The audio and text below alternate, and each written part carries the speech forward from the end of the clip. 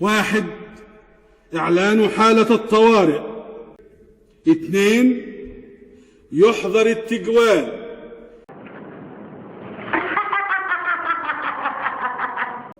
يستحق هذا الوطن وأهله الخير الكثير، وإن شاء الله نحن جميعا ماضون في ذلك وإلى ذلك. والله تأثرت لي لحظة أبكي. حفظ الله مصر وجعلها أمنا وأمانا لأهلها وللعالم أجمع. والسلام عليكم ورحمة الله وبركاته.